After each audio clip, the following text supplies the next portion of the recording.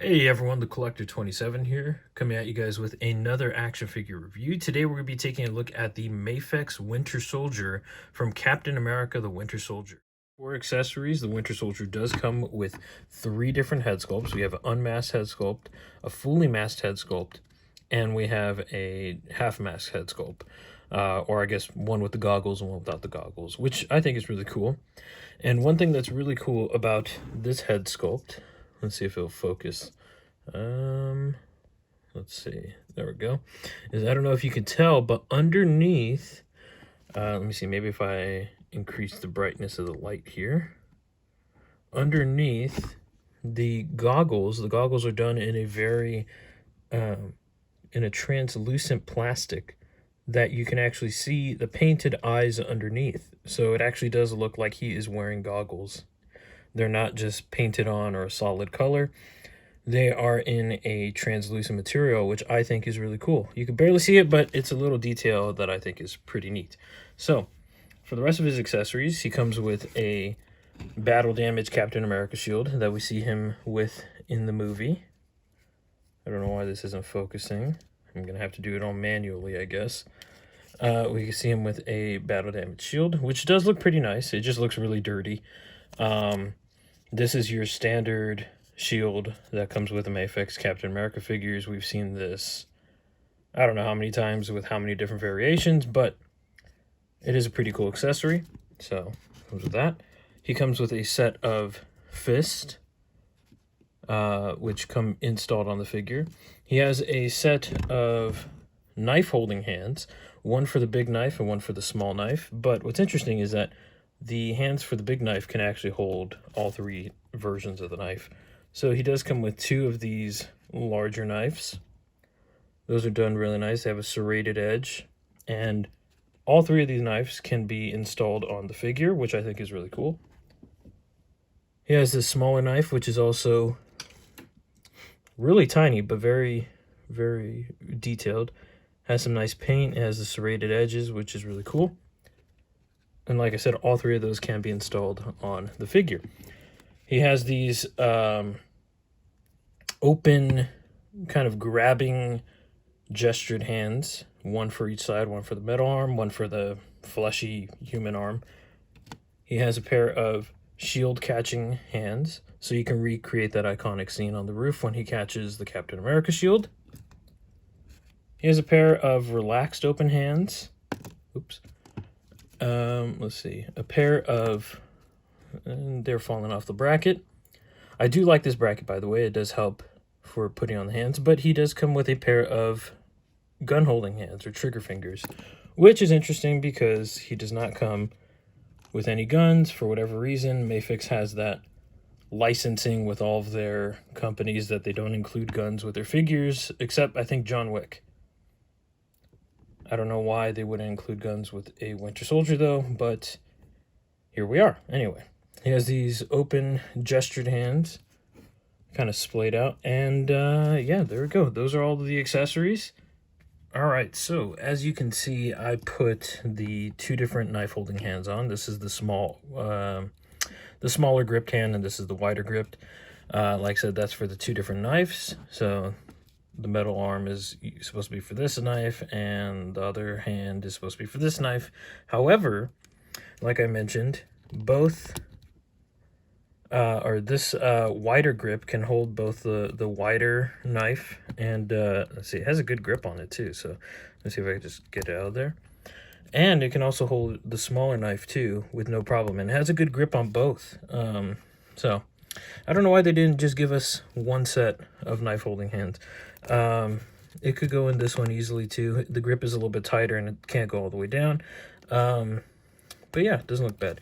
But like I said before, both of these knives can be stored onto the belt of the figure. So if we turn it to the side, let's get the smaller knife. The smaller knife goes into this little sheath right here. Let me just put that in there, and it stays in there fairly well. And then these 2 knives go into these 2 sheaths on the back of the figure. However, I believe they're supposed to go... I believe they're supposed to go in like that, with the serrated edges or the blade facing up. But for whatever reason, the bottom one doesn't want to go in that way, so I put it in upside down like that. I don't know if that's how it's supposed to be, or if it just fits better that way. I don't know. I also just look at the shape right here on the side. There's kind of like a point at the top. I don't know if you can see that, but it kind of like narrows up at the top as if that's where the blade is supposed to go into, but it just doesn't want to go all the way, and I don't want to break the knives. But yes, like I said, the knives can be stored onto the figure, which is really cool. But while we're here, we can take a look at all the details of the figure. So let me go ahead and raise this up. Let's see. We can raise up the camera a little bit. There we go. All three head sculpts are really good. I think they have a really good likeness to Sebastian Stan, especially this unmasked one right here. The heads are very easy to swap out. You just pop it off. You can put on the goggleless version, and that one looks really good too. You pop that one off and then put on the completely masked version, and that one looks good too. I think the hair have slightly different sculpts, maybe, or maybe not. Maybe it's just the way it looks. It just feels like the hair feels kind of longer on this one, or maybe the way it sits.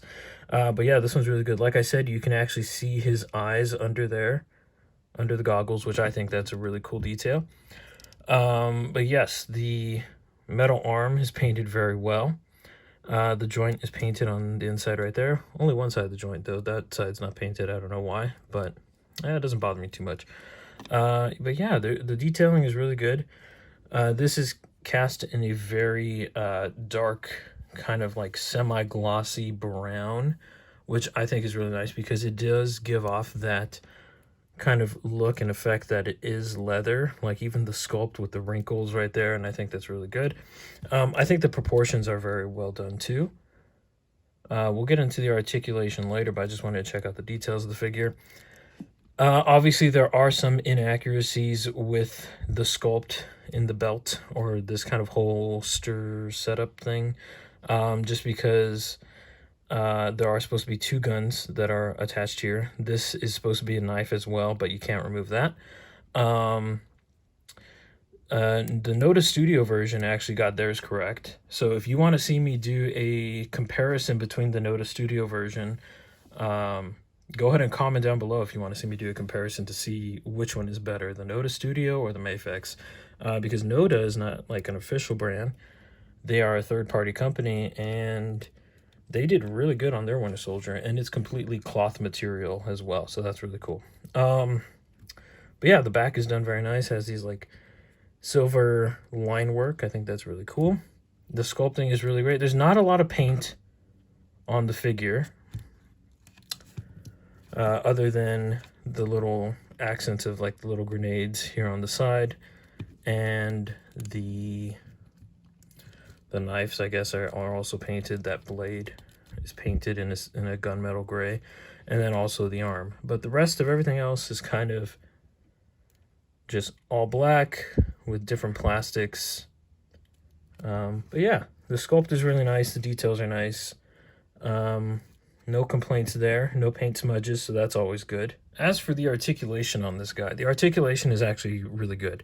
You can expect, you know, what you normally get on a Mafex figure that is not a Spider-Man figure. He's not as articulated as Spider-Man, but then again, the Winter Soldier is not going to be doing crazy moves like Spider-Man. But the head is on a ball joint, double ball joint at the neck and at the base of the neck, which the collar is actually attached to. So when you move it, the collar kind of goes with it. But at the same time, the collar kind of gets in the way of the side-to-side motion. So he can't look directly side-to-side. He has to look up a little bit just because that collar gets in the way. But he can look up. Let's see. Can't really look up very far. He can look down pretty good. Like I said, the side-to-side is good. You do get some nice tilt. A little bit of tilt. But like I said, the hair gets in the way and the collar gets in the way. So you're not going to get a lot of neck movement there. Both of the shoulders are on a ball joint and have a butterfly joint that can move around. The shoulders, both of them, can move out about that far, about 90 from the body. giving him a nice T pose there. There's a bicep swivel on both sides, so that's nice.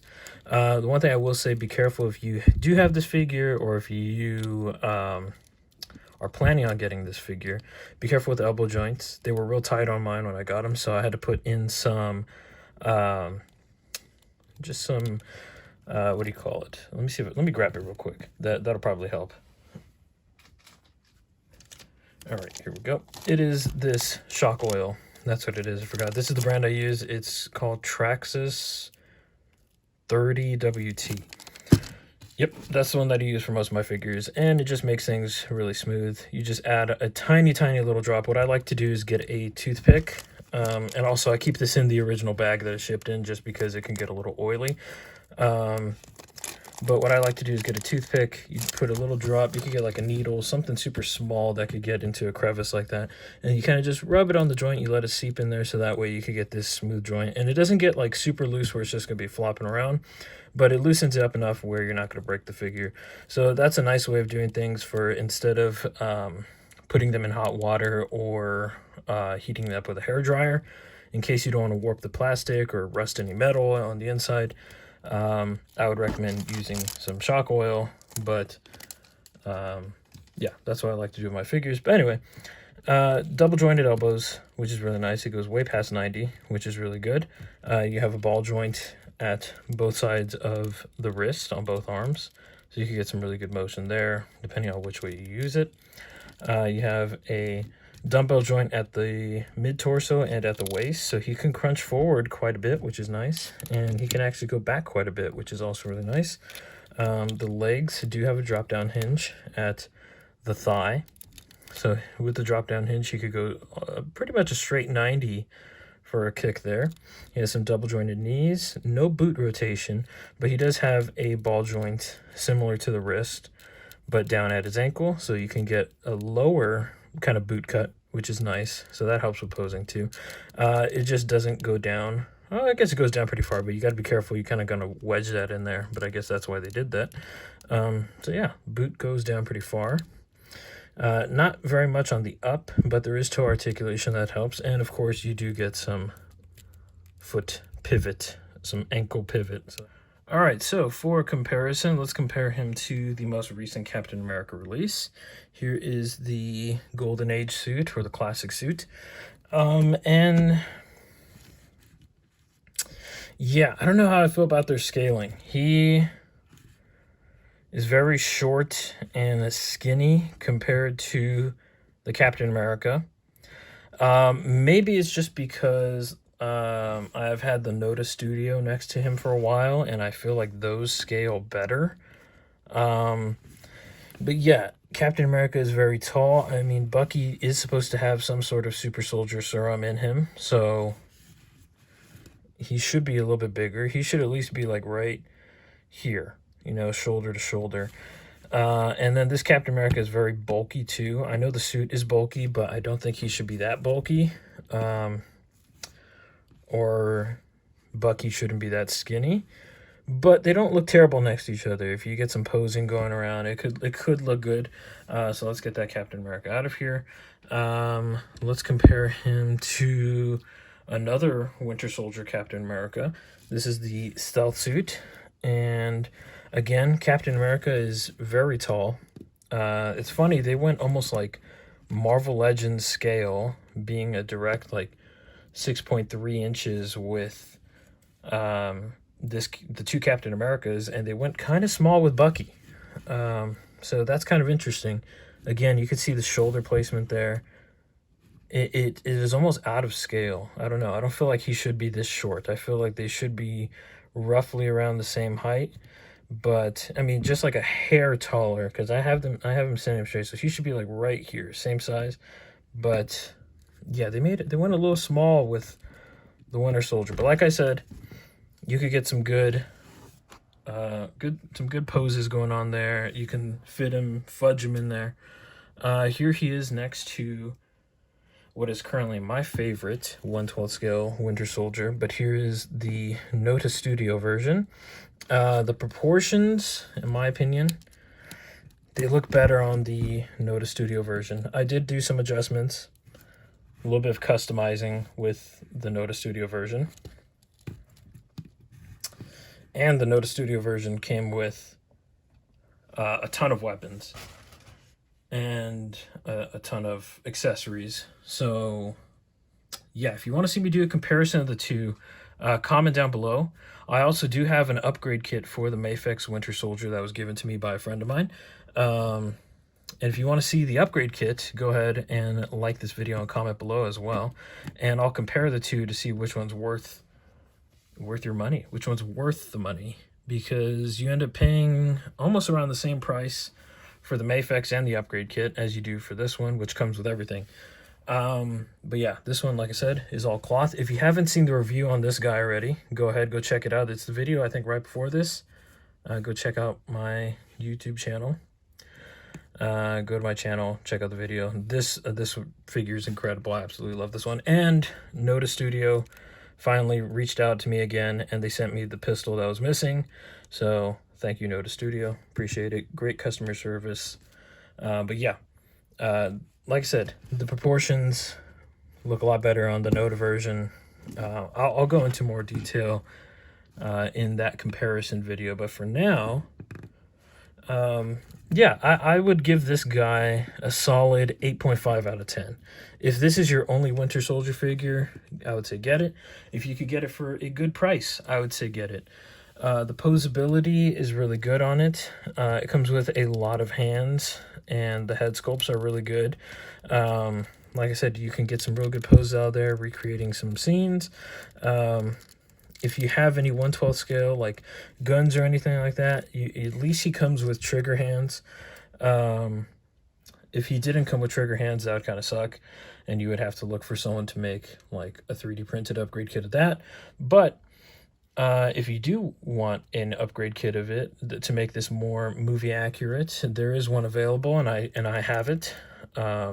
So if you want to see me review that, so you can see what brand it is and what it comes with, go ahead and comment below. But other than that, yeah, I think this is a very solid figure overall. The articulation is really good. The paint apps are really good. The sculpt is really good. The scaling could be a little bit better, and that's why I'm not giving it a 9 or a 10. Yeah. I think it is a good figure, though, and like I said, if this is your only Winter Soldier figure, I would say get it. It would look good in the collection. It looks good on your Winter Soldier shelf or anywhere else you want to put it. And the likeness to Sebastian Stan is really good. So, like I said, I'm going to end the video in saying that this is a solid 8.5 out of 10 of a figure. It would be a 10 out of 10 if it came with guns and stuff, like the Winter Soldier should. But anyway, thank you guys for watching. Go ahead, make sure you like this video. Subscribe if you haven't already. Share it so we could get some more subscribers. I think we passed 600 already. We're on the road to 700. I want to get to 1,000. That would be really cool. But yeah, go ahead, make sure you like this video, subscribe, comment, and if you haven't already, go ahead and follow me over on TikTok and Instagram.